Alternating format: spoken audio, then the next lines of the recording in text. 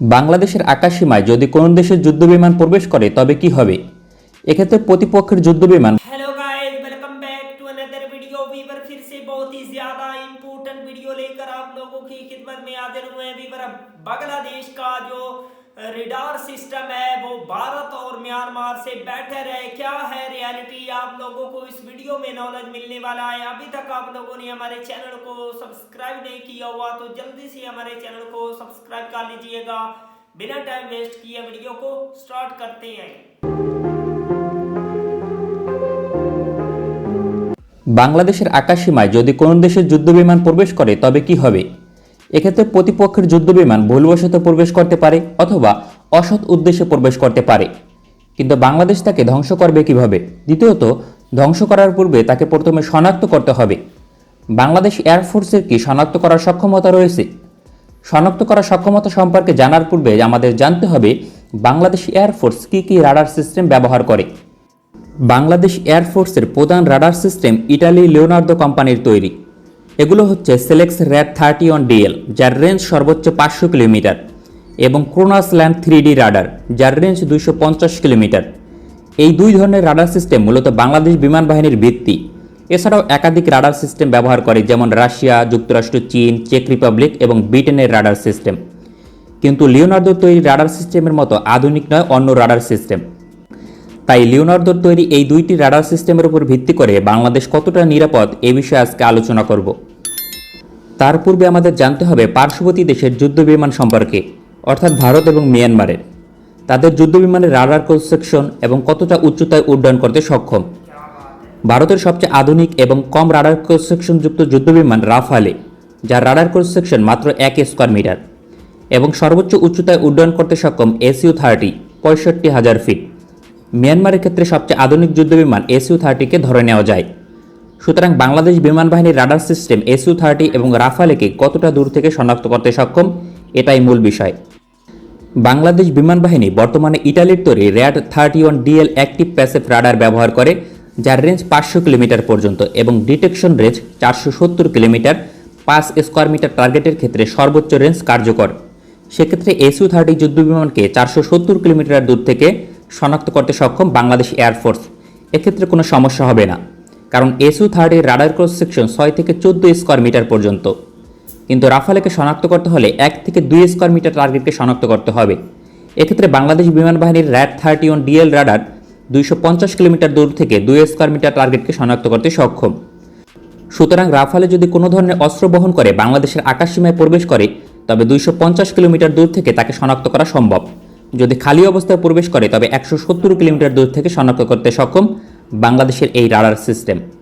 একই সঙ্গে Italy Leonardo কোম্পানির তৈরি RAD-31DL রাডার সর্বোচ্চ 90,000 ফিট উচ্চতার টার্গেটকে শনাক্ত করতে সক্ষম। ফলে SU-30কে 65,000 ফিট উচ্চতা থেকে শনাক্ত করতে কোনো সমস্যা হবে না। বাংলাদেশ বিমান বাহিনীর নিকট এই ধরনের একটি রাডার সিস্টেম রয়েছে, যা বর্তমানে বরিশালে মোতায়েন করা হয়েছে। এই রাডার সিস্টেম একটি ফিক্সড টাওয়ারে মোতায়েন করা হয়েছে, ফলে অন্যত্র সরিয়ে নেওয়া সহজ হবে না। এই রাডার সিস্টেম দিয়ে বাংলাদেশের 90% আকাশসীমায় নজরদারি করা সম্ভব। তবে রাফালের মতো লোয়ার রাডার ক্রস সেকশন যুক্ত যুদ্ধবিমানের ক্ষেত্রে দেশের 30% অঞ্চলে নজরদারি করতে সক্ষম। বর্তমানে বরিশালে RAD-31DL রাডার মোতায়েন করার উদ্দেশ্য দেশের সামুদ্রিক অঞ্চলে কোনো দেশের অনুপ্রবেশ বন্ধ করা, সেখানে পুরোপুরি সফল বাংলাদেশ এয়ারফোর্স। কারণ বাংলাদেশের সামুদ্রিক অঞ্চল খুবই স্পর্শকাতর একটি অঞ্চল, যেখান দিয়ে বাংলাদেশের 90% বাণিজ্য হয়।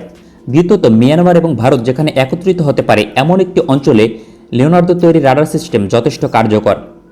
এই রাডার সিস্টেম পৃথিবীতে ব্যাপক জনপ্রিয় এর কোয়ালিটির কারণে। ইতিমধ্যে বাংলাদেশ ছাড়াও অন্তত 14টি দেশ অপারেট করে। দেশগুলো হচ্ছে Italy, Germany, Malaysia, Poland, Denmark, চেক Republic, Greece, Hungary, Spain, Thailand, মিশর, তুরস্ক, ব্রিটেন এবং ইন্দোনেশিয়া। সুতরাং বোঝাই যাচ্ছে পৃথিবীর প্রথম সারির দেশগুলোর আস্থা রয়েছে এই রাডার সিস্টেমের ওপর। শক্তিশালী রাডার হলেও RAD-31DL শ্রেণীর একটি রাডার সিস্টেম দিয়ে দেশের পুরো আকাশসীমায় নজরদারি করা সম্ভব নয়।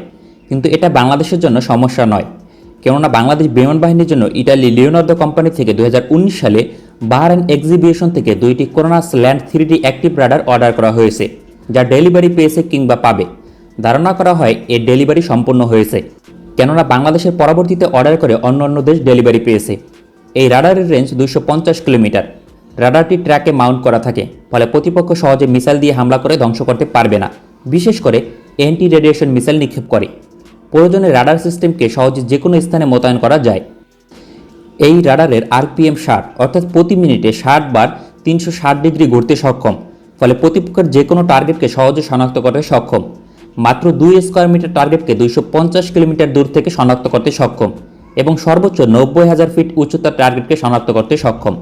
সুতরাং এই ধরনের দুইটি রাডার সিস্টেম দেশের রাজশাহী এবং কুমিল্লায় মোতায়েন করা হলে দেশের শতভাগ অঞ্চলের আকাশসীমায় কোনো যুদ্ধবিমান প্রবেশ করলে বিমান বাহিনী তা অবশ্যই জানতে পারবে, ফলে গোপনে বাংলাদেশের আকাশসীমায় প্রবেশ করার কোনো সুযোগ নেই।